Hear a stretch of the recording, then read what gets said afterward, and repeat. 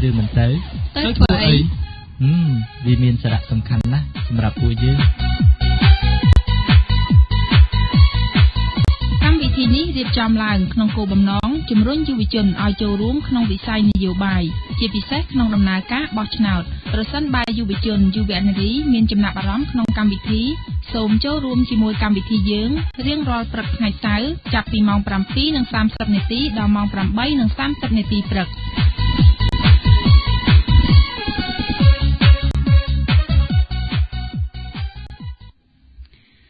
អរុនសុស្ដីប្រិមិត្តអ្នកស្ដាប់ជាទីមេត្រីសូមស្វាគមន៍មកកាន់កម្មវិធីទៅឬក៏មិនទៅដែលជាកម្មវិធីរបស់យុវជនហើយយើងមានការផ្សាយជារៀងរាល់ថ្ងៃសៅរ៍នាពេលព្រឹកម៉ោង 7:30 នាទីរហូតដល់ម៉ោង 8:30 នាទីព្រឹកកម្មវិធីទៅឬក៏មិនទៅនេះបង្កើតឡើងនៅក្នុងគោលបំណងដើម្បីជំរុញនិងលើកទឹកចិត្តយុវជនឲ្យចូលរួមយល់ដឹងអំពីកិច្ចការសង្គមនិងកម្មវិធីនយោបាយ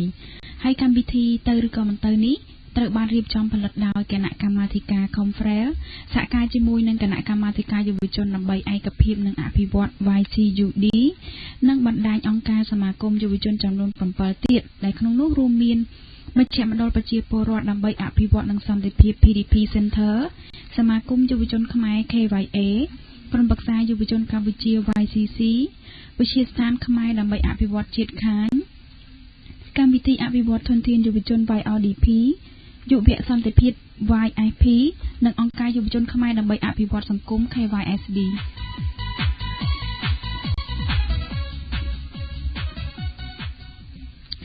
សម្រាប់កម្មវិធីទៅឬក៏មិនទៅនៅក្នុងឱកាសនៅព្រឹកនេះប្រធានបទដែលយើងនឹងលើកយកមកជជែកពិភាក្សានោះយើងនឹងផ្ដោតសំខាន់ទៅលើការចូលរួមរបស់យុវជននិងជនដែលបណ្ដេញចេញដោយបង្ខំពីលំនៅឋានក្នុងដំណើរការបោះឆ្នោតជ្រើសតាំងតំណាងរាស្ត្រនីតិកាលទី 5 ថាតើពួកគាត់ទាំងពីរមានទាំងយុវជននិងជនដែលត្រូវបណ្ដេញចេញដោយបង្ខំអាចនឹងមានបញ្ហាប្រឈមឬក៏ពាក់ព័ន្ធទៅនឹងឱកាសនៅក្នុងការទទួលបានព័ត៌មានក៏ដូចជាចូលរួមនៅក្នុងដំណើរការបោះឆ្នោតជ្រើសតាំងតំណាងរាស្ត្រនីតិកាលទី 5 យ៉ាងដូចម្ដេចខ្លះនោះនៅក្នុងឱកាសពេលនេះយើងមានវាគ្មិន 3 រូបនៅក្នុងបន្ទប់ផ្សាយដែលនឹងធ្វើការចែកជូនពាក់ព័ន្ធទៅនឹងប្រធានបទខាងលើនេះជាកិច្ចដំបូងអាចសូមឲ្យវាគ្មិនខាងនេះអាចជួយណែនាំឈ្មោះនិងពីអញ្ជើញមកពីណាចា៎បាទជាបឋមសូមជម្រាបសួរដល់ប្រិយមិត្តអ្នកស្ដាប់វិទ្យុ 105 ជាទីគោរពនិងជាទីរាប់អានខ្ញុំបាទឈ្មោះជ័យសំអនជានិស្សិតមកពីសាកលវិទ្យាល័យភូមិន្ទភ្នំពេញហើយជាមកតាមរយៈ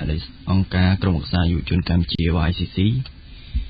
ហើយថ្ងៃនេះខ្ញុំមានសេចក្តីសោមនស្សរីករាយយ៉ាងខ្លាំងដែលបានចូលរួមនៅក្នុងវិទ្យុដែល Conference បានអញ្ជើញរូបខ្ញុំបានចូលរួមនៅក្នុងកម្មវិធីនេះចាអរគុណចាសូមចេញកញ្ញាកាន់ចាជាកិច្ចចាប់ផ្ដើមនេះគឺសូមសួស្តីដល់មិត្តអ្នកស្ដាប់វិទ្យុ 105 ទាំងអស់គ្នាចានាងខ្ញុំឈ្មោះក្រូចសំអឿនមកពីសាកលវិទ្យាល័យភូមិន្ទភ្នំពេញហើយជាបណ្ដាញសមាជិករបស់អង្គការ YCC ហើយក៏បានត្រូវកម្មវិធីទៅឬមិនទៅគាត់អញ្ជើញមកជាវាគ្មិននៅក្នុងព្រឹកនេះផងដែរចាអរគុណច្រើនចាហើយសូមអញ្ជើញកញ្ញាមួយរូបទៀតចា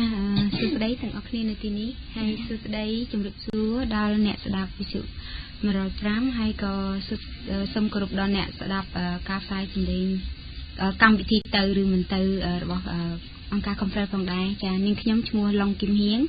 ជាមន្ត្រីជាន់ខ្ពស់ផ្នែកព័ត៌មាននៃក្រុមការងារពិសេសសិទ្ធិលំនៅឋានចាអរគុណច្រើនវាគ្មិនយើងនៅព្រឹកនេះមានស្ត្រីចំនួន 2 រូបនិងបុរសចំនួន 1 រូបហើយនាងខ្ញុំស្រីពេជ្រជាអ្នកសម្របសម្រួលនៅក្នុងកម្មវិធីនេះមានម៉ោង 2 ផងដែរគឺចាប់ពីម៉ោង 7:30 នាទីរហូតដល់ម៉ោង 8:30 នាទីព្រឹកនៅសារតែយើងមិនទាន់អនុញ្ញាតបើកទូរស័ព្ទដល់ប្រិយមិត្តនៅក្នុងការចូលរួមក៏ដូចជាផ្ដល់ជាទស្សនៈយកឃើញពាក់ព័ន្ធទៅនឹងការចូលរួមរបស់យុវជននិងជនដែលបណ្ដេញចេញដោយបង្ខំពីដំណើរឋានក្នុងដំណើរការបោះឆ្នោតជ្រើសតាំងតំណាងរាស្ត្រនីតិកាលទី 5 ប៉ុន្តែមុននឹងបើឱកាសជូនទៅដល់ប្រិយមិត្តនាងខ្ញុំសូមអនុញ្ញាតឲ្យអាចវាគ្មិនទាំង 3 រូបធ្វើការបកស្រាយក៏ដូចជាអាចលើកឡើងពីស្ថានភាពទូទៅពាក់ព័ន្ធទៅនឹងយុវជនហើយនិងជនដែលត្រូវបណ្ដេញចេញបន្តិចចា អាចសូមពីខាងកញ្ញាកំហៀងមុនចាចាបើយើងនិយាយអំពីស្ថានភាពទូទៅស្ថានភាពទូទៅនៃប្រជាពលរដ្ឋក៏ដូចជាយុវជនជាពិសេសគឺជនដែលត្រូវគេបណ្តេញចេញអ្នកទាំងអស់គ្នាបានដឹងហើយថាបន្ទាប់ពីការបោះឆ្នោតអាណត្តិមុនឆ្នាំ2008បន្ទាប់ពីការបោះឆ្នោតអាណត្តិមុននឹងមកយើងមើលឃើញថាប្រជាពលរដ្ឋទទួលរងនឹងការបដិញ្ញចេញពីលំនៅឋានយ៉ាងច្រើនហើយយុវជនបានប្រឈមទៅនឹងការបាត់បង់ការងារឬក៏ការរកការងារនឹងមិនបានហើយរហូតដល់ទៅធ្វើជាអ្នកចំណាក់ស្រុកនៅក្រៅប្រទេសជាច្រើនហើយយើងមើលឃើញទៀតថាស្ថានភាពទៀតហ្នឹងគឺប្រជាពលរដ្ឋដែលជាយុវជនវ័យក្មេងដែលគាត់នៅតាមស្រុកតាមតំបន់អីហ្នឹងដែលគាត់មិនបានទទួលបានការអប់រំការសិក្សាបានខ្ពស់ហ្នឹង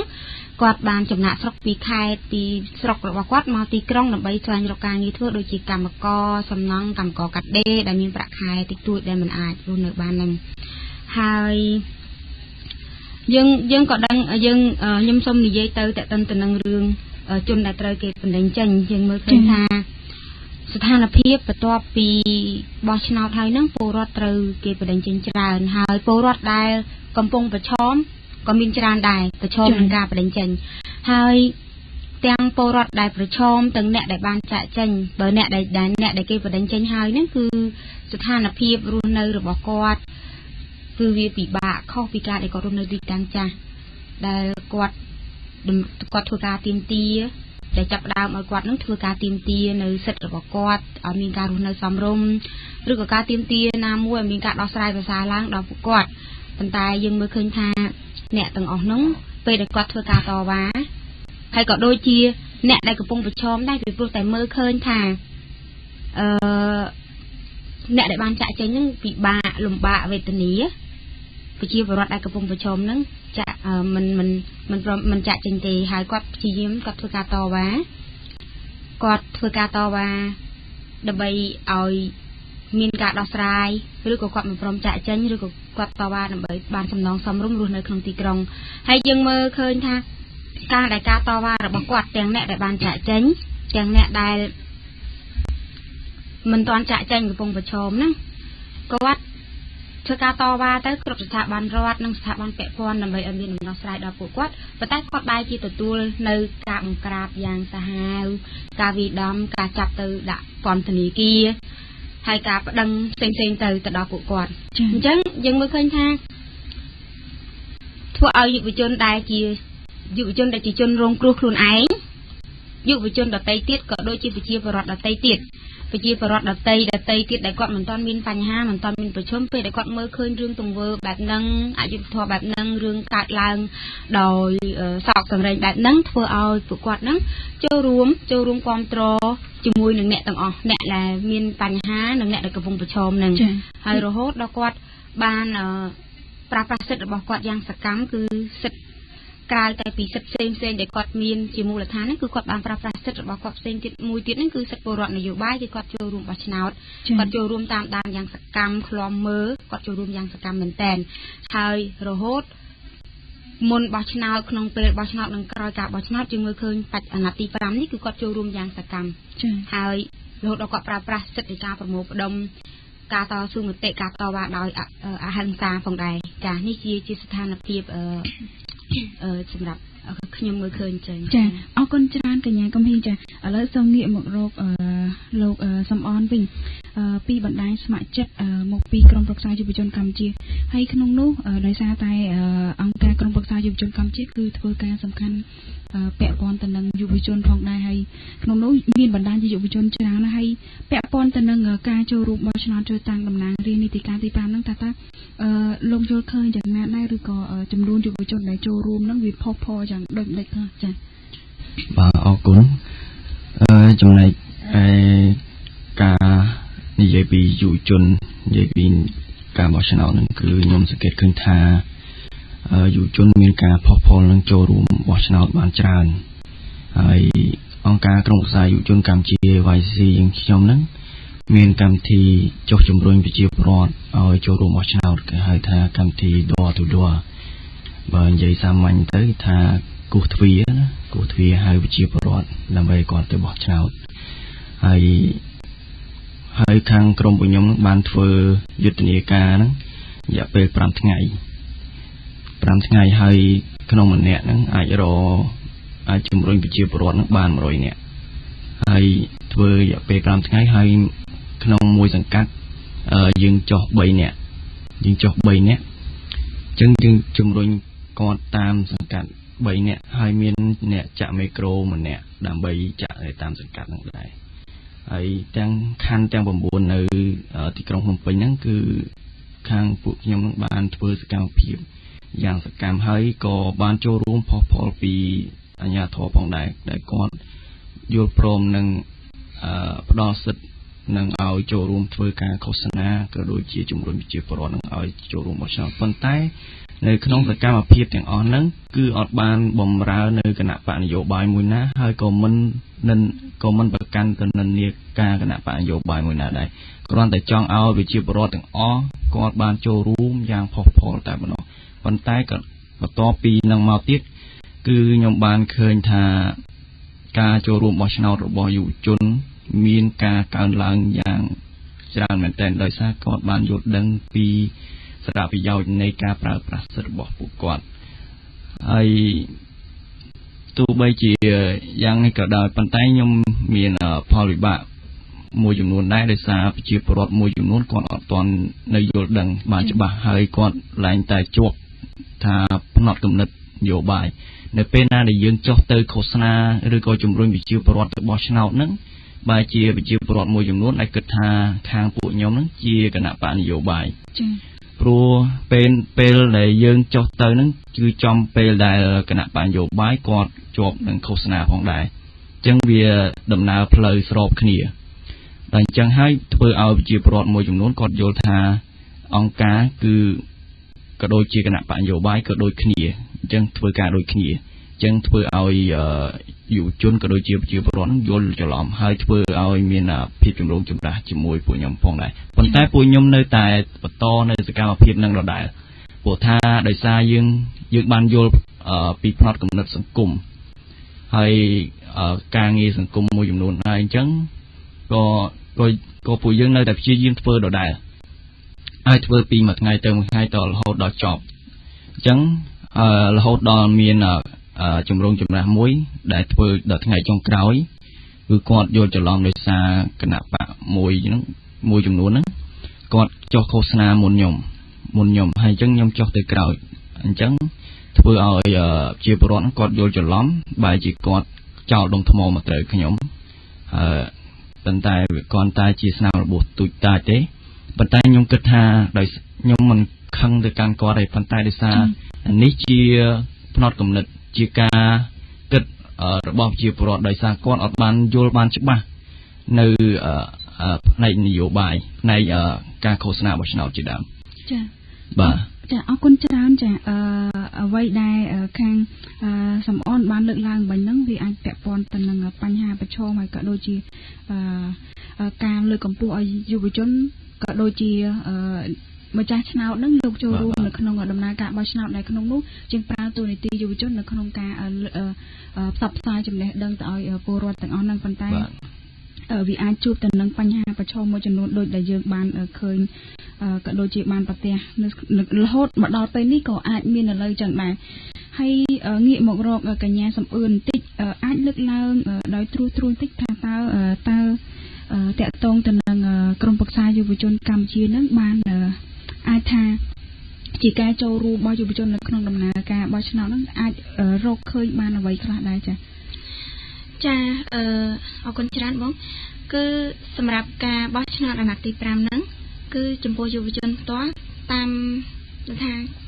ការចុះផ្ទាល់របស់ខ្ញុំជាមួយនឹង YCC ឃើញថាគាត់មានសកម្មភាពផុសផុលហើយម្យ៉ាងវិញទៀតបើតកតងទៅដូចថាយុវជននៅតាមខេត្តគឺពីមុនមកគាត់អត់ដែរអញ្ចឹងទេដូចថាឲ្យទៅពេលបោះឆ្នោតអញ្ចឹងគាត់ទុកឱកាសទៅបោះឆ្នោតហ្នឹងថាផឹកស៊ីអីចឹងពួកអីកាលណាបោះឆ្នោតយុវជនភាគច្រើននៅតាមស្រុកគឺគាត់ឡើងមកបំពេញហើយថាគាត់មកបំពេញដើម្បីធ្វើការពេលបោះឆ្នោតគេមិនឲ្យសម្រាប់ទៅបោះឆ្នោតអញ្ចឹងដោយអាណត្តិមុនអាណត្តិទី5ហ្នឹងគឺគាត់អត់ទៅបោះឆ្នោតទេ គាត់គិតថាទៅបោះឆ្នោតបានប្រយោជន៍អីគឺគាត់អត់តាន់យល់ដឹងទេដល់ពេលអាណត្តិទី5ហ្នឹងគឺគាត់មានការផុសផុលមែនតើគឺគាត់ទៅចូលរួមច្រើនសូម្បីតែបងប្រុសម្នាក់ដែលនៅភូមិខ្ញុំហ្នឹងគាត់នៅប្រទេសកូរ៉េចាប៉ុន្តែគាត់អត់អនុញ្ញាតច្បាប់មកលេងស្រុកមុនពេលបោះឆ្នោតទេគាត់ថាចាំគាត់មកចូលរួមក្នុងពេលបោះឆ្នោតហ្នឹងគឺអនុញ្ញាតច្បាប់មកតែម្ដងអញ្ចឹងគឺសូម្បីតែគាត់នៅក្រៅប្រទេសគឺក៏គាត់តើអ្វីជាកត្តាជំរុញឲ្យពួកគាត់នឹងយល់ឃើញពីសារៈសំខាន់នៃការចូលរួមបោះឆ្នោតហ្នឹងបើតាមការយល់ឃើញរបស់ខ្ញុំគិតថាដូចថាគាត់បានយល់ដឹងនៅសិទ្ធិរបស់គាត់បានយល់ដឹងនៅសិទ្ធិរបស់គាត់គិតថាស្លឹកឆ្នោតគាត់មួយសន្លឹកគឺគាត់អាចកំណត់ជោគវាសនាប្រទេសជាតិរបស់គាត់ចាអរគុណច្រើនកញ្ញាចាឥឡូវសូមងាកមករកកញ្ញាកំហៀងបន្តិចដោយសារតែកញ្ញាមានតួនាទីសំខាន់ពាក់ព័ន្ធទៅនឹងជនដែលត្រូវបណ្តេញចេញហើយក្នុងនោះដែរតើអ្វីជាការរកឃើញក៏ដូចជាតាមរយៈការសង្កេតកន្លងមកពាក់ព័ន្ធទៅនឹងការចូលរួមរបស់ជនដែលត្រូវបណ្តេញចេញដោយបង្ខំនឹងនៅក្នុងដំណើរការបោះឆ្នោតនឹងកញ្ញាអាចលើកឡើងដល់ទ្រូហើយក្នុងនោះអាចជាការផ្សារភ្ជាប់ទៅនឹងបញ្ហាប្រឈមក៏បានដែរចា៎សូមជួយចា៎អរគុណច្រើនសម្រាប់ស្ថាប័នរបស់ខ្ញុំយើងមិនបានរកឃើញយើងមិនបានធ្វើការរកឃើញពីតម្លៃឲ្យបានតួលេខពិតប្រាកដថាវាយ៉ាងម៉េចទេប៉ុន្តែដោយយើងតាមការធ្វើសកម្មភាពការងារនឹងជាមួយពលរដ្ឋដែលរងគ្រោះដោយសារការបដិញ្ញចេញនិងកំពុងប្រឈមហ្នឹងគឺយើងឃើញថាក្នុងដំណើរការនីតិវិធីនៃការបោះឆ្នោតអាណត្តិទី5នេះគឺពលរដ្ឋដែលរងគ្រោះដោយសារការបដិញ្ញចេញទាំងអ្នកប្រឈមហ្នឹងគឺគាត់មិនបានចុះឈ្មោះបោះឆ្នោតនេះជាអ្វីដែលយើងបានឃើញណាពីអ្នកដែលបានចាក់ចេញហ្នឹងគឺគាត់អត់បានចុះឈ្មោះបោះឆ្នោតនៅទីតាំងថ្មីទេនេះគឺអ្វីដែលយើងបានរកឃើញគឺការចុះឈ្មោះរបស់គាត់ហ្នឹងគាត់មិនបានចុះទេបើគាត់មិនទាន់មានឈ្មោះគាត់ទៅចុះនៅមានន័យថាពេលដែលគេបណ្ដេញគាត់ឈ្មោះគាត់ក៏មាននៅទីតាំងចាស់ប៉ុន្តែនៅពេលដែលគេបណ្ដេញគាត់គេឲ្យគាត់រុះរើទៅតំបន់ថ្មីអញ្ចឹងគាត់អត់អាចទៅចុះឈ្មោះនៅតំបន់ថ្មីនឹងបានទេវាមានហេតុផលតែហេតុអីបានគាត់ចុះមិនបានគឺទីមួយគាត់អត់មានឯកសារគ្រប់គ្រាន់ពីព្រោះតែអីវ៉ាន់សម្ភារៈរបស់គាត់ត្រូវបានគេបំផ្លាញនៅពេលដែលផ្ទះរបស់គាត់ត្រូវគេគំទេចគេបង្ខំឲ្យចាក់ចេញហើយបើគាត់ត្រឡប់មកបោះឆ្នោតនៅកន្លែងចាស់របស់គាត់វិញគឺអត់មានឈ្មោះប៉ុន្តែមានឯកសារចាមានឈ្មោះប៉ុន្តែមានឯកសារហ្នឹងអ្នកខ្លះដល់អ្នកខ្លះទៀតគាត់អត់មានឈ្មោះហ្មងបាត់អត់ឃើញអត់មាននេះគឺជាអ្នកដែលបដិញ្ញចេញហើយសម្រាប់នៅទៅកន្លែងថ្មីទៀតបើសិនជាគាត់ចង់ចោះឈ្មោះទោះបីជាគាត់មានឯកសារក៏ដោយប៉ុន្តែគាត់មិនទទួលបានព័ត៌មានគ្រប់គ្រាន់ថាតើពួកគាត់ត្រូវចោះឈ្មោះបោះឆ្នោតពេលណា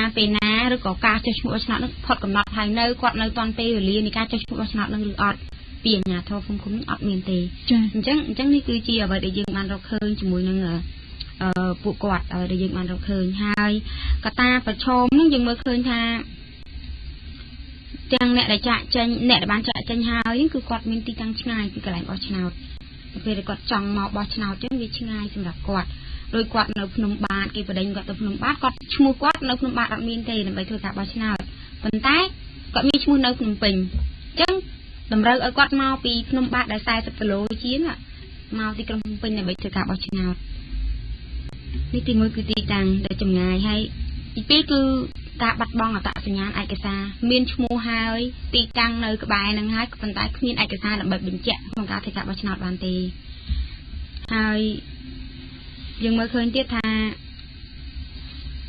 បញ្ហាប្រឈមរបស់ពួកគាត់ទៀតហ្នឹងគឺការបាត់បង់មុខរបរបន្ទាប់ពីគេ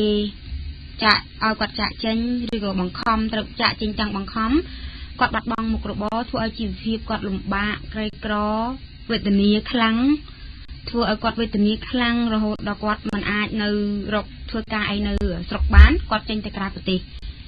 គាត់ចេញទៅធ្វើជាកម្មករនៅម៉ាឡេនៅកូរ៉េធ្វើនៅថៃដែលគាត់ចេញទៅនោះអញ្ចឹងគាត់អត់បានមកបោះឆ្នោតទេជួយគាត់នឹងអត់បានមកបោះឆ្នោតទេចាហើយមួយទៀតហ្នឹងគឺពលរដ្ឋដែលប្រឈមឬក៏រងគ្រោះដោយសារការបដិញ្ញចេញពេលដែលគាត់ធ្វើការតវ៉ាទាមទារអីហ្នឹងគាត់ត្រូវបានគេចាប់ដាក់គុកដាក់ពន្ធនាគារ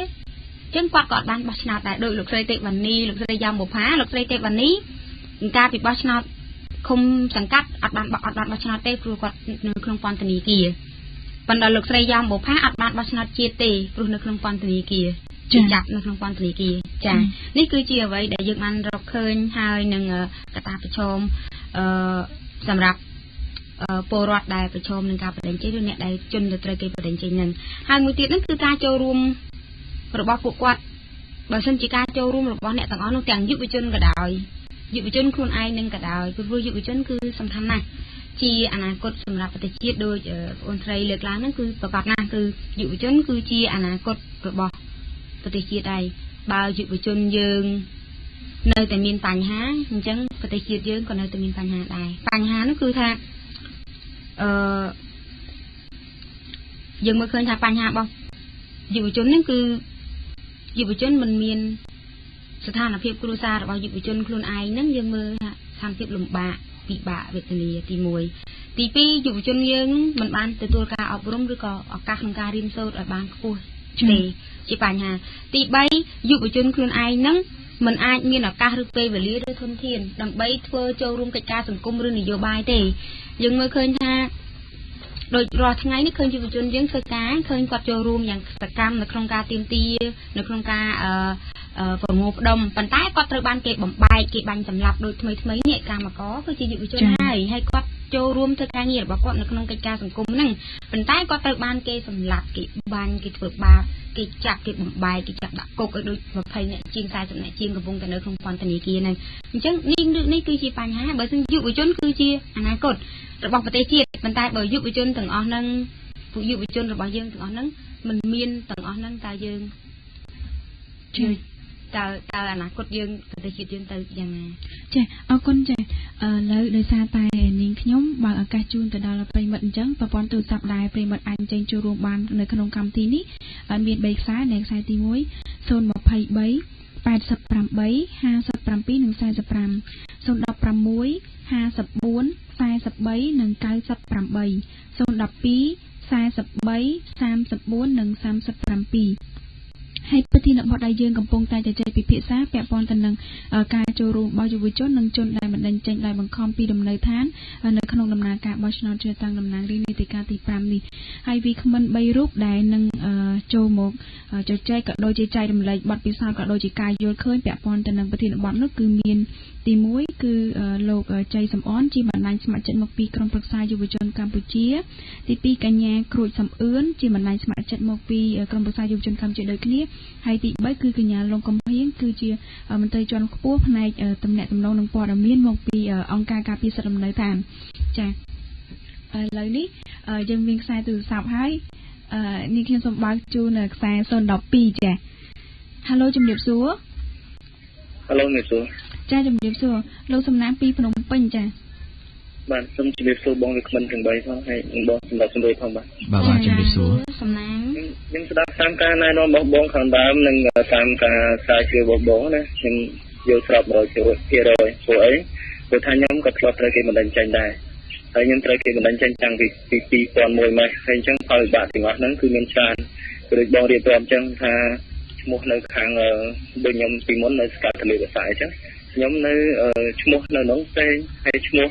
មកនៅណាវាផ្សេងដល់ពេលអញ្ចឹងរដ្ឋបាលនៃការគ្រប់គ្រងដូរលំនៅឋានណាមានការលំបាកហើយអញ្ចឹងពេលហ្នឹងគឺខ្ញុំរវល់ច្រើនទៅរឿងដូរទេសដូរអញ្ចឹងតែតើមកការបោះឆ្នោតទៅតាមដានហ្មងទេ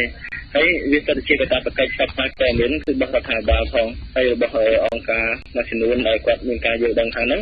កាលហ្នឹងគឺខ្ញុំមិនមានយល់ដឹងខាងហ្នឹងតែតតែសោះតែពេលអញ្ចឹងគឺខ្ញុំមិនបានបោះឆ្នោតទេក្នុងការពីខ្ញុំផ្លាស់ប្ដូរនៅហ្នឹងហើយដល់ពេលអញ្ចឹងខ្ញុំគិតថាផលវិបាកនេះគឺថាមានច្រើនចំពោះអ្នកដែលមានផ្លាស់ប្ដូរនៅឋានហើយជាពិសេសគឺអ្នកដែលចាប់ឈ្មោះថ្មីតែម្ដងដូចថាគាត់ទៅតែគ្រប់អាយុ18ឆ្នាំអញ្ចឹងគឺគាត់មានផលវិបាកខាងនឹងច្រើនហើយអញ្ចឹងខ្ញុំចង់ឲ្យប្រជាពលរដ្ឋទាំងអស់ធម្មតាទេព្រោះគេដែលគេមិនចង់ផ្លាស់ប្ដូរទំនងនៃការដឹកនាំប្រព័ន្ធនៃការដឹកនាំប្រជាការបែបហ្នឹងណាគឺជារឿងធម្មតារបស់អ្នកដែលគេមានអំណាចអញ្ចឹងក្នុងនាមជាប្រជាពលរដ្ឋដែលចង់បង្កើតសង្គមប្រជាធិបតេយ្យបងប្អូនត្រូវចាំថាបើសិនជាគ្មានការចូលរួមពីបងប្អូនគឺគ្មានទេប្រជាធិបតេយ្យហើយបើមានត្រឹមតែការចូលរួមរបស់បងប្អូនហើយបងប្អូនមិនតាមដានក៏មិនមែនថាប្រជាធិបតេយ្យនាំទៅដល់ការរីកចម្រើនដែរព្រោះប្រជាធិបតេយ្យមិនមែនដើម្បីប្រជាធិបតេយ្យគឺយើងធ្វើដើម្បីឲ្យប្រទេសជាតិរបស់យើងទោះនៅគ្រប់ ទាំងប្រជាពលរដ្ឋទាំងអ្នកកម្មការងារប្រទេសជាតិតំណាងរបស់យើងហ្នឹងគឺយើងរស់នៅស្មើភាពគ្នានៅក្នុងភាពជាម្ចាស់ប្រទេសនឹងមួយគ្នាចា៎តែពេលអញ្ចឹងខ្ញុំចង់សរុបសេចក្តីចុងក្រោយថាបើសិនជាបងប្អូនចូលរួមគឺបើចង់មានការយល់ដឹងនៅក្នុងការចូលរួមមានតែតាមដាននឹងឯងព្រោះឲ្យតាមដានគ្រប់និន្នាការទាំងអស់គ្រប់អ្នកនយោបាយទាំងអស់ព្រោះថាបើសិនបងប្អូននៅអាចថាការគ្រប់គ្រងរបស់បងប្អូនវាសិទ្ធិជាតិជួបវាសនារបស់ប្រទេសជាតិរបស់យើងទៅថ្ងៃអនាគតការសម្រេចចិត្តនៅថ្ងៃនេះវាអាចធ្វើឲ្យចេញជាលទ្ធផលថាល្អឬអាក្រក់នៅថ្ងៃអនាគតខ្ញុំសូមចូលរួមប៉ុណ្ណឹងអរគុណជំរាបលាបាទចាអរគុណជំរាបលាលោកតំណាងចាអនុញ្ញាតទទួលប្រិមត្តមួយរូបទៀតពីខ្សែ016ចាហៅឡូជំរាបសួរបាទជំរាបសួរបាទជំរាបសួរលោកវាមិនដែរចាំបាច់ផងបាទខ្ញុំមករដ្ឋាភិបាលកតាទៅបាទជំរាបសួរបាទខ្ញុំអាចចាប់អារម្មណ៍ទៅលើក្នុងប្រធានបទក្នុងការលើកចេញណាក៏ទៅប្រជុំមុខច្រើនដូចជាលោកវាមិនបានលើកទាំងប៉ះពាល់នឹងសិទ្ធិរដ្ឋមានជីវិតផងវាប៉ះពាល់នឹងសិទ្ធិក្នុងការចូលរួមផ្នែកនយោបាយផងពីព្រោះថានៅពេលដែលពេញចេញហ្នឹងយើងប្រកាសបានតាមបានព័ត៌មានផ្នែករបស់ឆ្នាំផ្នែកជាងទេអញ្ចឹងធ្វើឲ្យវាមានបញ្ហាច្រើនមែនទែនហើយបើសិនជាក្នុងសង្គមមួយដូចជាលោកវាមិនបានលើកអញ្ចឹងយុវជនគឺជាសសរទ្រូងនៃប្រទេសជាតិហើយបើសិនជាយុវជនគាត់មានបញ្ហាផ្នែកសិទ្ធិលំនៅឋានផ្នែករស់រានមានជីវិតរបស់គាត់ផ្នែកដូចជាប៉ះពាល់សិទ្ធិការអប់រំឋានជាតិផងអញ្ចឹងបើប៉ះពាល់អញ្ចឹងធ្វើឲ្យប្រទេសជាតិមួយនឹងមានការអភិវឌ្ឍខ្សោយពីព្រោះតែប្រទេសជាតិវាត្រូវការយុវជនមានការមានចំណេះដឹងហើយយ៉ាងណាដូចជាក្នុងការទាមទារនៅចិត្តសោះដូចជាលោកវិស្មិនគាត់បានលើកយុវជនខ្លះគាត់មានការចូលរួមច្រើននៅពីការចូលរួមរបស់ឆ្នោតនៅអាណត្តិនេះណាប៉ុន្តែក៏មានអ្នកខ្លះគាត់ហាក់ដូចជាភ័ន្តច្រឡំខ្លះដែរហើយពីព្រោះថាបើសិនជាសុខជានឹងអ្នកខ្លះដូចជាលោកវិស្មិនបានទៅប្រកាសឲ្យការចូលរួមរបស់យុវជនអញ្ចឹងវាមានប៉ះពាល់ភ័ន្តច្រឡំដូចថាផ្នែក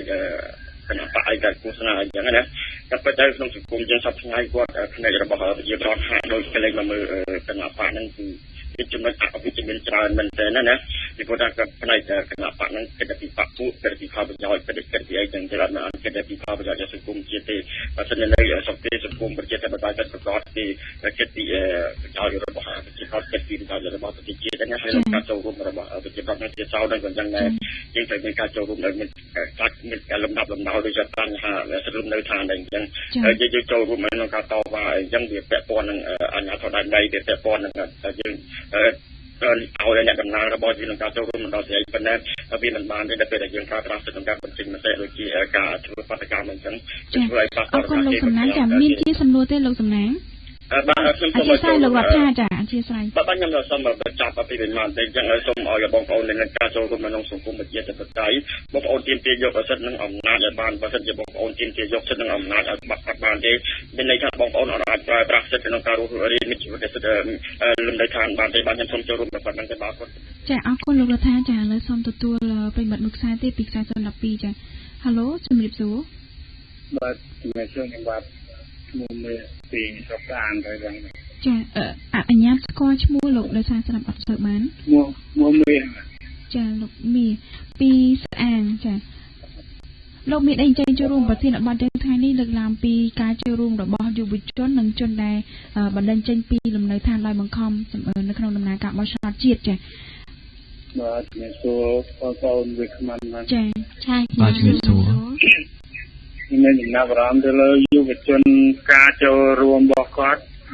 ខ្ញុំសង្កេតមើលទៅហាក់ដូចវាគ្មានការយល់ដឹងម៉ានចូលតាម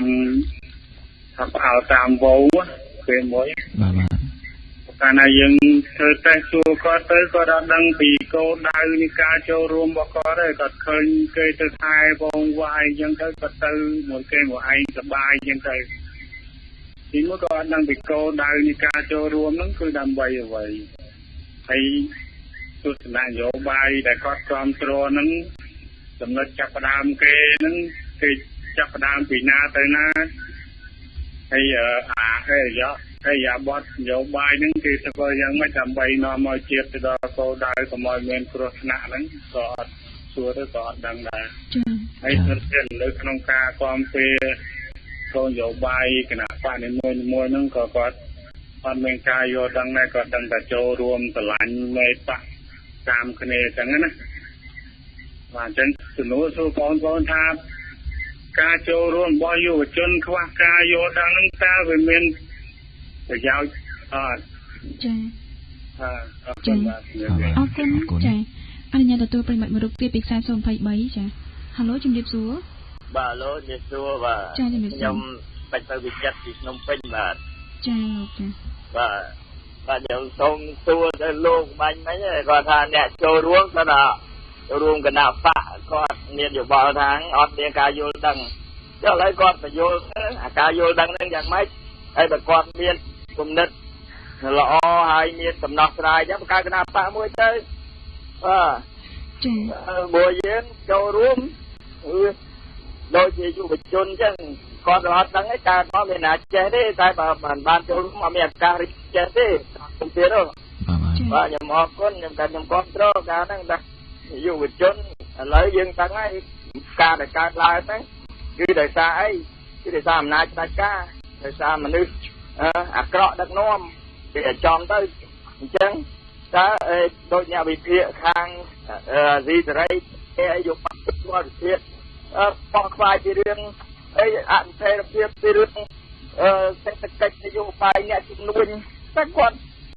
មានការប្រាប់ពីដំណោះស្រាយថាតើធ្វើម៉េចដើម្បីដោះស្រាយពីមូលហេតុដែលធ្វើឲ្យមនុស្សអាក្រក់ដែលកំពុងដឹកនាំធ្វើឲ្យមានបញ្ហាទាំងអស់ហ្នឹងគាត់មានបាននិយាយហើយប្រជាជនទាំងអស់គេខ្វល់ខ្វាយពីរឿងមនុស្សម្នាក់ហ្នឹងដែលធ្វើឲ្យគេខ្វល់ខ្វាយ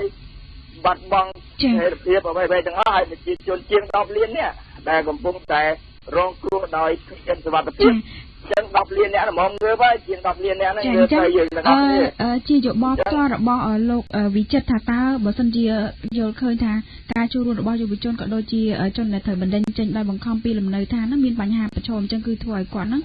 បាត់បង់សិទ្ធិនៅក្នុងការបោះឆ្នោតហើយអញ្ចឹងជាយោបល់របស់លោកផ្ទាល់ថាតើគួរតែដំណោះស្រាយយ៉ាងដូចដែរចាអាចសូមខ្លីលោកចាចូលរួមទៅអ្នកណាដែលគិតផលប្រយោជន៍ជាតិហើយបើនិយាយជាចំហគឺឥឡូវខ្ញុំឃើញគណៈបកសង្គ្រោះជាតិចឹងយើងចូលរួមទាំងអស់គ្នាដើម្បីដូរតាមប្រសិនឲ្យបានទៅហើយទាំងយើងទៅបានការបានលោកវិចិត្រចាបាទព្រោះអីទាំងជាចំហបាទយើងរកអ្នកដែលជាចំហដែលអត់ខ្លាចចឹងអ្នកហ្នឹងឯងតែងាយយើងវិថាយើងដឹកមកត្រូវឲ្យច្បាស់លាស់ចាឥឡូវនេះខ្ញុំសូមអនុញ្ញាតទទួលខ្សែមួយទៀតគឺខ្សែ016លោកវិចិត្រអត់មានជាសំណួរទេប៉ុន្តែគ្រាន់តែលើកឡើងការយកឃើញរបស់ខ្លួនផ្ទាល់ពាក់ព័ន្ធទៅនឹងធ្វើឲ្យប្រជាពលរដ្ឋហ្នឹងលោកអាចចូលរួមដើម្បីប្រើប្រាស់សិទ្ធិរបស់ពួកគាត់នៅក្នុងការទាមទារអ្វីដែលពួកគាត់ចង់បានពីព្រោះយើងទាំងអស់គ្នាគឺស្ថិតនៅក្នុងសង្គមប្រជាធិបតេយ្យអញ្ចឹងសូមអនុញ្ញាតទទួលប្រិមត្តចាហៅឡូជំរាបសួររំសួរស្ដីកញ្ញាសេរីចារំសួរស្ដីលោកពូចាបាទអរគុណណាស់ហើយវាគ្រាន់ជាសក្តីផងអំពីខ្ញុំមេរីចាសួរបាទខ្ញុំស្ដាប់មើលមិញវាគ្មិនយើងមិញដូចជាអន្តពលចិត្តច្រើនណាស់ជាអវិជ្ជមានទាំង3រូបតែម្ដងក្នុងយុវជនក្នុងការបោះឆ្នោតយុវជនក្នុងការបន្តអំពីទីលំនៅយុវជនបានការសិក្សាគ្មានវិស័យការអប់រំខ្វះពេទ្យខ្វះសាលារៀនខ្វះអ្វីទាំងអស់គ្រឿងទឹករស់នៅដោយកម្រក្នុងភពរបបក្នុងជ្រាំក្នុងកន្លែងដែលមកគូបឲ្យរស់នៅរបស់ប្រជាពលរដ្ឋយើងដែលចេញពីជំនឿទៅពីទីក្រុងភ្នំពេញឬក៏ក្នុងទីក្រុងជនបទឬក៏ដុតផ្ទះចោលអីទៅយុវជនខាងការសិក្សាខ្ញុំស្ដាយណាស់វាមិនយើងស្ដាយមែនទែនហើយទាំងអស់នេះតើវាគ្មិនជាទាំង3ចាំឆ្លើយមើលតើក្នុងការរឿងអើមនុស្សជាតិនៃសង្គមបច្ចុប្បន្នប្រព្រឹត្តទៅដល់ពេលណាទៅចប់សំណួរទី1ទី2សុភាសិតឡាផងតែបាននិយាយថាមនុស្សកើតមកក្នុងលោកល្អទាំងអស់សង្គមទេតាដែលធ្វើឲ្យមនុស្សអាក្រក់ល្អដូច្នេះតើមែនទេក្នុងសង្គមកម្ពុជាយើងនឹងអាចធ្វើមនុស្សឲ្យទៅជាអាក្រក់បានទេអាចធ្វើឲ្យទៅជាមនុស្សល្អបានទេអ្នកកញ្ញាខាងក្រៅបំផុតនិយាយពីយុវជនរហូតដល់កងកម្លាំងប្រដាប់អាវុធបាញ់បោះផ្លូវវែងផ្សេងហ្នឹងស្លាប់អស់5នាក់របួស38នាក់ចាប់ដាក់គុក20នាក់ទៀតនឹងជាយុវជនហើយគ្មាននរណាទេជាអវិជ្ជមានរបស់អ្នកដឹកនាំក្នុងសង្គមបច្ចុប្បន្នតើវាគ្មិនយើងអាចដោះស្រាយឲ្យយុវជនជា សទ្រូងនៃប្រទេសជាតិបានទេខ្ញុំមិនឲ្យយុវជនជាតពាំងស្រង់អាស័យទេណាព្រោះអាស័យវាពុកវាកដោស៊ីវារិចរលវាអស់ហើយវារលួយវាដូចវាជ្រុលពោះក្នុងសង្គមខ្មែរក្នុងបច្ចុប្បន្នដែលលោកអេរ៉យថាអ្នកដឹកនាំបច្ចុប្បន្នយកខ្មែរទៅកាន់ជ្រោះមរណៈហើយចា៎ដូច្នេះសូមយើងជួយដើម្បីយុវជនយើងផងជួយជាតិយើងផងជួយប្រទេសនៃដែលប្រកបដោយអសន្តិសុខមានហានិភ័យផងឲ្យរុងរឿងចម្រើនទៅកុំឲ្យមានការហន្តហើយទៀតបាទចាអរគុណលោកពូមីលីពីកំពង់ចាមចាសូមអនុញ្ញាតទទួលប្រិមិត្តមួយរូបទៀតអាចពីររូបទៀតជាប្រិមិត្តចុងក្រោយចាហៅឡូជំរាបសួរពីខ្សែ023បាទជំរាបសួរបាទចាជំរាបសួរអញ្ជើញពីខាងណាលោកចាបាទខ្ញុំក៏ពីភ្នំពេញទៅហើយសូមគោរពជំរាបសួរសម្រាប់សម្រួលហើយក្មួយជាវិមិនដែលមានវត្តមាននៅទីនេះផងហើយខ្ញុំគិតថាកម្មវិធីទៅមិនទៅនេះជាកម្មវិធីល្អណាស់ក្រោយពីដាក់អូនជាយុវជនដែលបានចូលរួមយ៉ាងសកម្មក្នុងសកម្មភាពនយោបាយជាមានការគប់អីក្រោយจากខ្ញុំគិតថានេះហើយជាឆន្ទៈជាទំពាំងក្នុងឫស្សីចំពោះយុវជនមួយចំនួនដែលគាត់បានយល់ពីបញ្ហាសង្គមនេះហើយខ្ញុំសូមកោតសរសើរបើយុវជនយើងម្នាក់នៅដេកយើងគ្មានស្អីជាអ្នកបន្តវេនទៅថ្ងៃមុខទេហើយខ្ញុំសង្ឃឹមថាអ្វីដែលបងប្អូនជាជនក្មួយជំនិសិទ្ធដែលរៀនចប់នៅមហាវិទ្យាល័យឬក៏មិនទាន់បានរៀនចប់នោះ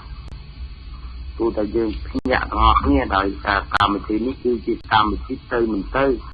ព្រោះរឿងសង្គមជាតិវាមិនមែនជារឿងរបស់អ្នកណាម្នាក់ទេខ្ញុំគិតថាជារឿងរបស់ទាំងអស់គ្នារឿងរបស់អ្នកគ្រប់គ្រងអ្នកគណៈបកកណ្ដាលក៏វាជារឿងតែមួយនៅពេលដែលសង្គមជាតិយើងលេចធ្លោងទៅក៏វាការទទួលបន្ទុកសម្រាប់ខ្មែរយើងទាំងអស់គ្នាអញ្ចឹងរាល់បញ្ហាទាំងអស់គណៈបកកណ្ដាលគេតែនិយាយថាទឹកដីវាមិនដែលបាត់បង់ទេខ្ញុំទទួលស្គាល់រឿងហ្នឹងចាតែលោកមានជាសំណួរអាចសូមចូលប្រធានបទបន្តិចទៅចាអាចមានជាសំណួរទេដោយសារពេលវេលាយើងខ្លីចាអធិស្ឋានចាតាមពិតទៅ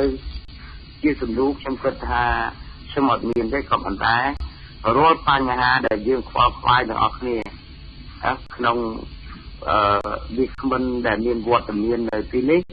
តើមានជាយុទ្ធសាស្ត្រយ៉ាងណាខ្លះដើម្បីជំរុញឲ្យយុវជនយើងក៏ដូចជាតំណាងប្រទេសជំរុញលទ្ធិប្រជាធិបតេយ្យហ្នឹងឲ្យមានដំណោះស្រាយពិតប្រាកដកុំឲ្យខ្មែរស្លាប់ដោយអត់ន័យអញ្ចឹងចាអរគុណច្រើនចាប៉ុណ្ណឹងហ្នឹងបាទចាអរគុណច្រើនចាអនុញ្ញាតទទួលប្រិមិត្តខ្សែ012ចាមានរូបទៀតពីប្រិមិត្តចុងក្រោយចាហៅឡូជំរាបសួរបាទជំរាបសួរចាអញ្ចឹងខំមកពីខាងណាលោកចាខ្ញុំវិរៈពីភ្នំពេញចាលោកវិរៈពីភ្នំពេញចាលោកវិរៈសូមចូលរួមឆ្លើយចាលោកអាចឆ្លើយក៏បានដែរចាអាចហើយសូមពេលខ្លីចា2នាទីបានដែរចាសំណួរដែលវិធីក៏សួរថាតើត្រូវដោះស្រាយយ៉ាងម៉េចឬក៏មានយុទ្ធសាស្ត្រយ៉ាងម៉េចដើម្បីការចូលរួមការទទួលការធានាឬក៏ការទទួលបាននៅការដំណោះស្រាយនៃការបណ្ដេញចេញនៅសិទ្ធិលំនៅឋានរបស់ប្រជាពលរដ្ឋណានៅតាមតំបន់ផ្សេងៗក្នុងភ្នំពេញនៅព្រៃសាលាបង្កក់អីចឹងណា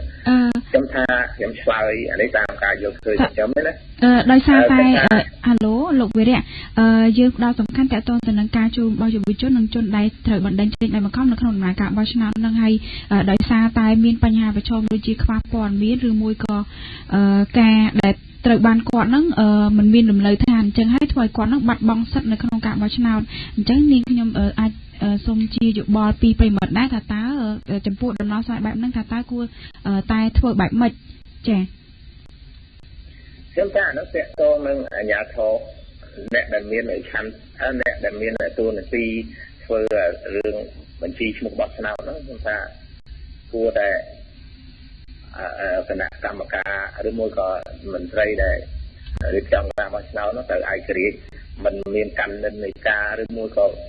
ការដោយស្អប់ដោយស្រឡាញ់អញ្ចឹងណាខ្ញុំជឿច្រើននៅថាការបណ្ដឹងចេញជាពលរដ្ឋឬក៏ដោយយុវជនអញ្ចឹងគាត់ច្រើនតែអាជ្ញាធរគាត់ដឹងថាក្រោយពីគាត់បណ្ដឹងចេញដែលថាពួកហ្នឹងលេងបោះឆ្នោតរបស់ខ្ញុំដល់ខ្លួនហើយអញ្ចឹងណាអញ្ចឹងជាដើមចំនៃបង្កនៅផលលំបាកមួយដល់យុវជនក៏ដូចជាពលរដ្ឋដែលបានបណ្ដឹងចេញពីទីលំនៅឋាននឹងហើយមួយទៀតខ្ញុំចង់និយាយថាដូចអ្នកខ្លះក៏លើកថាវិជាយុវជនយើងនឹងថើលតាមវងតាមអីចឹងណាខ្ញុំថានេះជាទ្រឹស្ដីដែលសូវតាមមេបាក់មួយដែលចាអរគុណចាលោកវិរិយជាការប្រមាថមួយជាការប្រមាថដល់យុវជនមិនមែនយើងទទួលស្គាល់ការយុវជនដែលមួយចំនួនទៅដែលគាត់មិនដឹងក្តីគាត់មានការគិតរបស់គាត់ហ្នឹងវានៅកម្រិតខ្សោយប៉ុន្តែគាត់មិនមែនជាតាមវងដោយអស់លោកឯងនិយាយចឹងទេអានេះជាការប្រមាថផ្ដាំទៅមេបាក់បន្តិចថាសុំថាបើធ្វើនយោបាយទៅរបៀបនេះណា10ជីវិតលោកឯងទៀតក៏មិនបានប្រឡឹកឆ្នាំដែរអរគុណច្រើនលោកវិរិយចាឥឡូវសូមអញ្ញាតទទួលប្រិមិត្តមួយរូបទៀតពី2016ហើយសូមមិនទទួលប្រិមិត្តបន្ទាប់ទៀតទេចាហៅឡូជំរាបសួរហៅឡូជំរាបសួរចាជំរាបសួរចាអនុញ្ញាតស្គាល់ឈ្មោះនិងទីតាំងដែលលើកចេញឃើញមកផង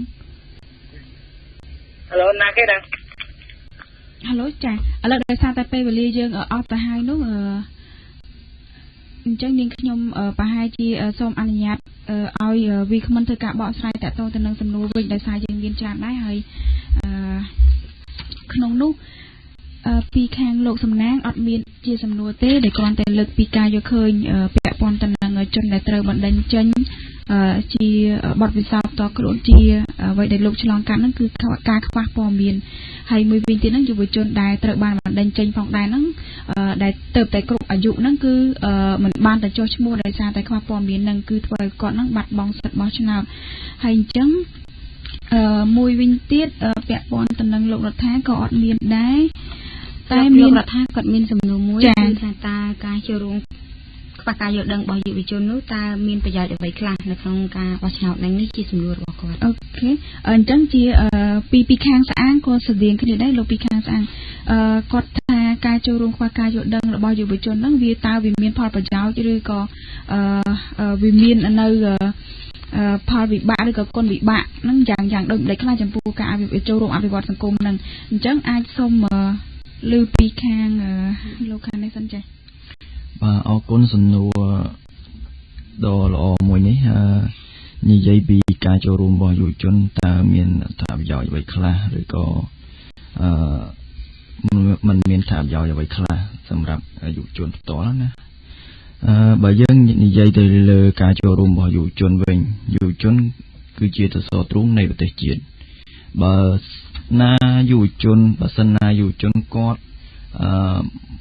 มันបានចូលរួមគឺធ្វើឲ្យបាត់បង់មួយគឺបាត់បង់ធនធាន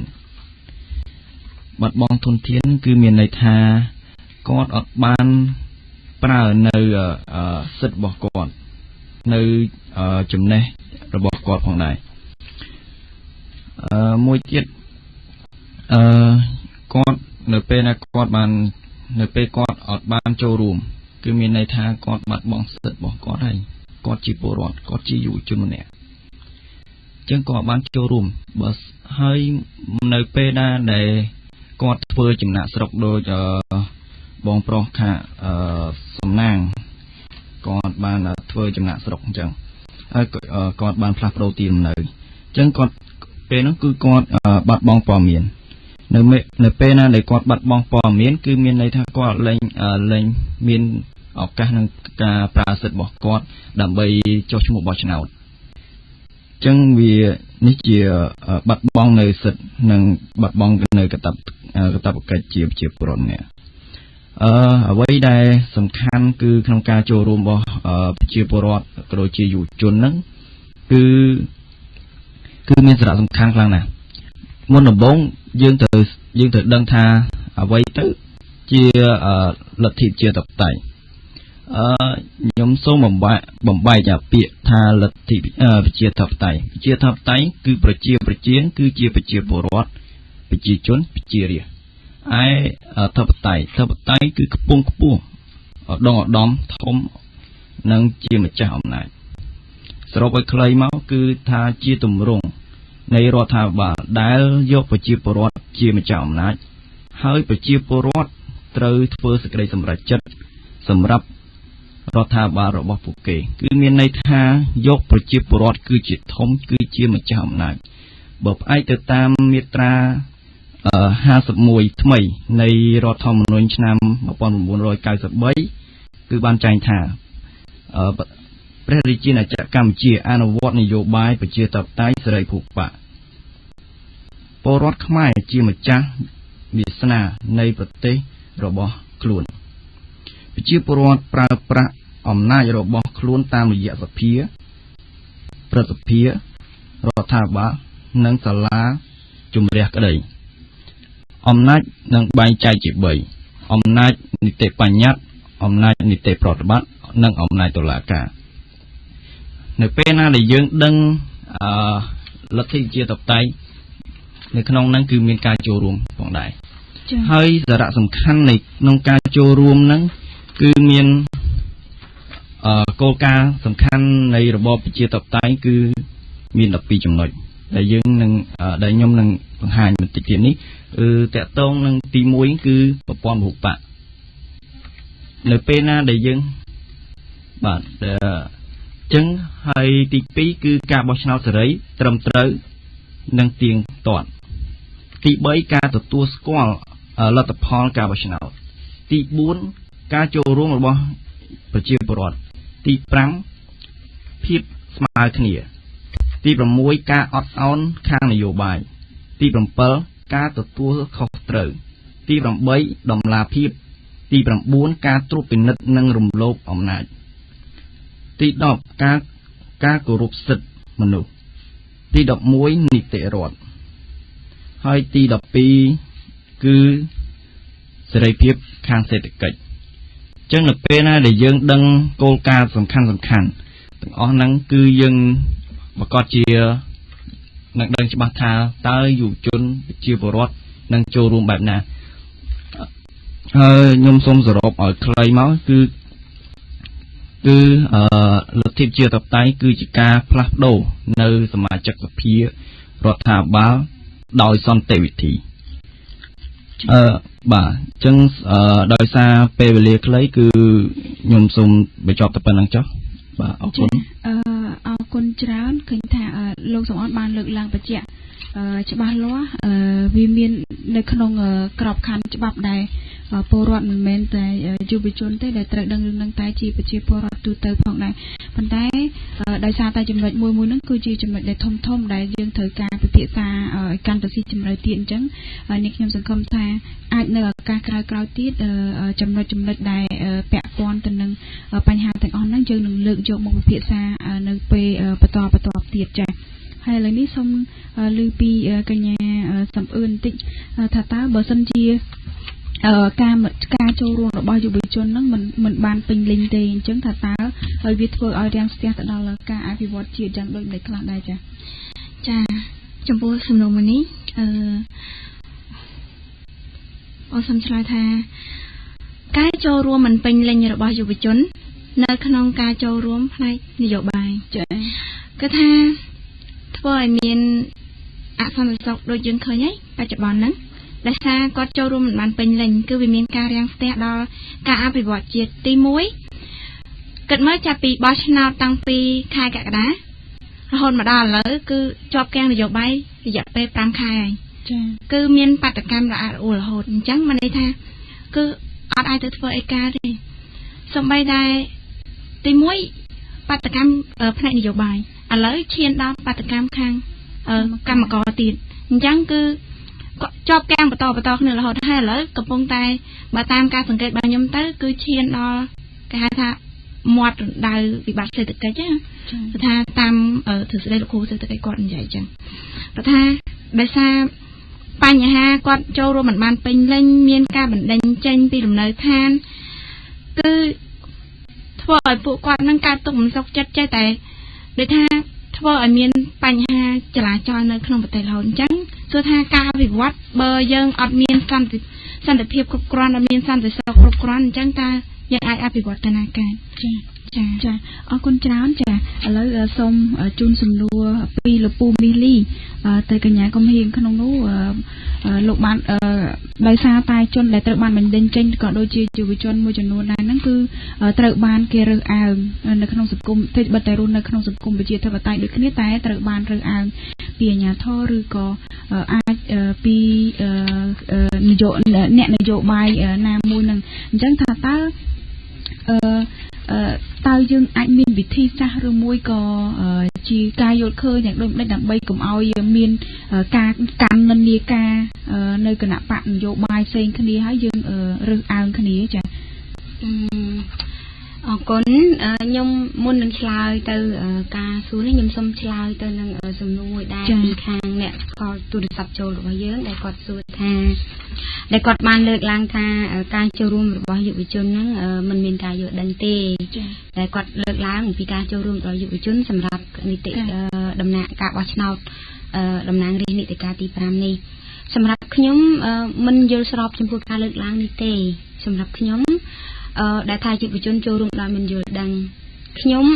នៅតែនិយាយថាការចូលរួមរបស់ពួកគាត់គឺសំខាន់ណាស់ហើយការចូលរួមរបស់គាត់នេះឯងដែលបង្ហាញឲ្យឃើញថាពួកគាត់បានប្រើប្រាស់នៅសមត្ថភាពលទ្ធភាពការយល់ដឹងរបស់គាត់ដែលមានសម្រាប់ស្ថានភាពបច្ចុប្បន្នសម្រាប់ស្រុកបច្ចុប្បន្នរបស់គាត់នេះគាត់ប្រើប្រាស់ដើម្បីឲ្យគាត់នឹងអាចបានចូលរួមនៅក្នុងកិច្ចការនយោបាយនិងកិច្ចការសង្គមចាតាមពិតលោកមាពីខាងស្អាងហ្នឹងលោកបានទៅបើតែលោកបានលើកឡើងថាការចូលរួមនៅខ្វះយល់ការយល់ដឹងពីយុវជនមែនប៉ុន្តែប្រហែលជាយុវជនមួយចំនួនតូចណាមួយដែលអាចថាទៅតែគ្រប់អាយុឬក៏មិនបានស្វែងយល់ពីព័ត៌មានហ្នឹងចេះតែចូលរួមដោយថាឃើញសប្បាយឃើញមនុស្សជុំច្រើនប្រហែលជាលោកបានលើកឡើងបែបហ្នឹងប៉ុន្តែប្រហែលជាអាចជាយុវជនមួយចំនួនតូចណាមួយហើយមួយទៀតមូលហេតុដែលខ្ញុំលើកឡើងបែបនេះគឺដោយសារតែយើងដឹងហើយថាយុវជនរបស់យើងមានបញ្ហាច្រើនបញ្ហា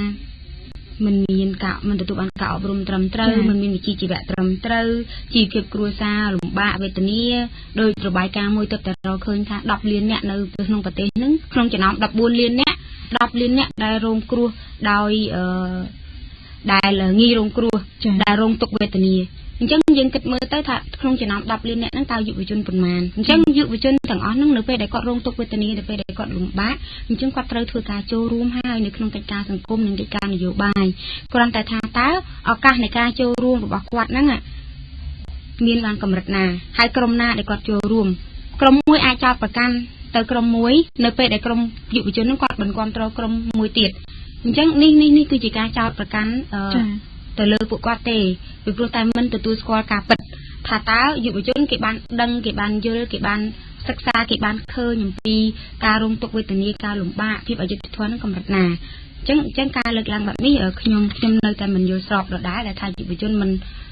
មានចំណេះដឹងមិនយល់ដឹងចេះតែចូលរួមនេះខ្ញុំមិនយល់ស្របទេចាហើយសម្រាប់សំណួររបស់លោកពូមាសលីដែលមានចំនួន2សំណួរដែលទី1គឺតើការរើសអើងហ្នឹងគាត់រើសអើងសម្រាប់ខ្ញុំចាប់អត់បានតែគាត់ចង់និយាយសម្ដៅទៅលើអ្នកណាតើរើសអើងលោកពូមេលីអាចប្រហែលជាលោកមើលឃើញតកតងទៅនឹងការរើសអើងហ្នឹងគឺការប្រកាន់នៅបកពួកឬក៏និន្នាការនយោបាយហ្នឹងបើសិនជានេះខ្ញុំកាន់នៅគណៈបកនេះមានន័យថាខ្ញុំមិនអាចទៅចូលទៅគណៈបកនោះបានទេអញ្ចឹងមានការរើសអើងតកតងនឹងហ្នឹងអញ្ចឹងថាតើវាអាចលើកឡើងពីមូលហេតុបន្តិចហើយសូមផ្សារភ្ជាប់ជាមួយនឹងដំណោះស្រាយបន្តិចតែតាមនឹងនិយាយអំពីការរើសអើងនេះបើដូចខ្ញុំនិយាយដូចលោកខាងដើមលោកខាងអ្នកទូរស័ព្ទចូលមិញក៏គាត់បានលើកឡើងដែរថាពេលដែលគាត់រងគ្រោះដោយសារការបដិញ្ញចេញពេលដែលគាត់ត្រូវបានអាជ្ញាធរចាក់ចេញបដិញ្ញគាត់ហើយអញ្ចឹងគាត់នៅពេលដែលគាត់ត្រឡប់ទៅដល់តំបន់ថ្មីទីតាំងថ្មីនៅពេលដែលអាជ្ញាធរនឹងគាត់ដឹងពួកអាជ្ញាធរគាត់ជាអ្នកដែលបណ្ដេញគាត់បណ្ដេញពលរដ្ឋចេញពីលំនៅឋានអញ្ចឹងអាជ្ញាធរនៅពេលដែលគាត់បណ្ដេញប្រជាពលរដ្ឋឬគាត់ធ្វើអាក្រក់ដាក់ប្រជាពលរដ្ឋគាត់នឹង គ្មានសង្ឃឹមទេថាប្រជាពលរដ្ឋនឹងបោះឆ្នោតឲ្យគាត់នឹងគ្រប់គ្រងគាត់ប្រកាសណាស់គាត់ដឹងរឿងនឹងច្បាស់ណាស់ថាពេលដែលគាត់ធ្វើអាក្រក់ទង្វើអាក្រក់ឬក៏ការបដិញ្ញចេញណាមួយទៅលើពលរដ្ឋគាត់ជឿទុកចិត្តគាត់ទុកក្នុងចិត្តគាត់ហើយថាគឺគ្មានពលរដ្ឋណានឹងគ្រប់គ្រងគាត់ទៀតទេដូច្នេះហើយគាត់នឹងមិនបន្តឬក៏ធ្វើការគ្រប់គ្រងទៅដល់ប្រជាពលរដ្ឋទាំងអស់នោះឲ្យអាចទទួលបាននៅការងាយស្រួលនៅក្នុងការចុះឈ្មោះបោះឆ្នោតពិនិត្យឈ្មោះបោះឆ្នោតឬក៏ពេលបោះឆ្នោតគាត់ប្រកាសណាស់នេះគឺជារឿងដែលយើងត្រូវដឹងប៉ុន្តែដំណោះស្រាយសម្រាប់ធ្វើរឿងនេះសម្រាប់ខ្ញុំដំណោះស្រាយគឺឬក៏ជាអនុសាសន៍របស់ខ្ញុំផ្ទាល់ក្នុងនាមជាមន្ត្រីអង្គការមរដ្ឋាភិបាលខ្ញុំសូមឲ្យរដ្ឋាភិបាលកម្ពុជាមានសេចក្តីក្លាហានទទួលស្គាល់ការពិតថាព្រោះថាយើងធ្វើនយោបាយទាំងអស់គ្នាគឺដើម្បីជាតិនិងទឹកដីប៉ុន្តែសូមឲ្យរដ្ឋាភិបាលត្រូវមានសេចក្តីក្លាហានទទួលស្គាល់ការពិតថាទ្រព្យសម្បត្តិជាតិធនធានធម្មជាតិដីធ្លីបឹងបួរផ្ទះសម្បែងពលរដ្ឋនឹងត្រូវបានបំភ្លេចបំផ្លាញប្រកបណាស់លោកត្រូវរដ្ឋាភិបាលត្រូវហ៊ានមានសេចក្តីក្លាហានទទួលស្គាល់ការពិតរឿងហ្នឹងហើយជីវភាពពលរដ្ឋខ្វះខាតរហូតដល់គេធ្វើបាបយើងដឹងគេផ្សាយរាល់ថ្ងៃពលរដ្ឋយើងវេទនាលំបាកគ្រប់ទីកន្លែងអញ្ចឹងរដ្ឋាភិបាលត្រូវមានសេចក្តីក្លាហានទទួលស្គាល់ការពិតរឿងនេះហើយដោះស្រាយបញ្ហាទាំងអស់នេះជាបន្ទាន់ហើយនឹងដោយសន្តិវិធីដោយករណីកម្មករគាត់ទាមទារប្រាក់ខែរបស់គាត់ដើម្បីធ្វើការរស់នៅសមរម្យពិភាក្សាលើករឿងនឹងយកមកគិតគូរដោះស្រាយឲ្យគាត់បញ្ហាដីធ្លីរបស់ពលរដ្ឋដែលគាត់ប្រឈមគាត់ទាមទារឲ្យមានការដោះស្រាយសមរម្យជូនពួកគាត់ដោះស្រាយជូនពួកគាត់ជជែកដោះស្រាយជូនពួកគាត់សំណងបើឲ្យគាត់មិនសមរម្យតាមតម្លៃទីផ្សារត្រូវឲ្យគាត់តាមតម្លៃទីផ្សារហើយមួយទៀតសម្រាប់ខ្ញុំមួយទៀតដែរគឺពលរដ្ឋត្រូវមានសេចក្តីក្លាហានប្រើប្រាស់សិទ្ធិរបស់ខ្លួនហើយយុវជនខ្លួនឯងគឺត្រូវតែកសាងសមត្ថភាពនិងធ្វើការងារចាប់ពីឥឡូវនេះទៅគឺសមត្ថភាពទាំងការរៀនសូត្រឬក៏ការងារជាជំនាញហ្នឹងខ្លួនត្រូវតែធ្វើការងារកសាងសមត្ថភាពខ្លួននឹងឲ្យបានរឹងមាំហើយតាមដានហើយហ៊ាននិយាយប្រឆាំងទៅនឹងការអំពើអាក្រក់ឬអយុត្តិធម៌ទាំងឡាយនេះគឺជាអ្វីដែលយើងអាចចាប់ផ្ដើមធ្វើពីឥឡូវនេះទៅដើម្បីនេះគឺសម្រាប់យុវជនដើម្បីឲ្យក្មេងចំនួនក្រោយនឹងយកពួកយើងជាគំរូចានេះគឺជាអនុសាសន៍របស់ខ្ញុំឬក៏ជាសំណុំពររបស់ខ្ញុំចាអរគុណចាឥឡូវដោយសារតែពេលវេលាយើងនៅប្រហែលជា1នាទីទៀតអាចសូមលោកសំអនចាបាទអរគុណបើជាអនុសាសន៍ចុងក្រោយក៏បានឬក៏ជាសំណុំពរចាបាទជាសំណុំពរជាអនុសាសន៍ខ្ញុំក៏សូមអរគុណដល់ជាពលរដ្ឋមិត្តអ្នកស្ដាប់វិទ្យុ105ទាំងអស់ជាទីគោរពផងដែរខ្ញុំសូមជួយគាំទ្រនិងលើកទឹកចិត្តដល់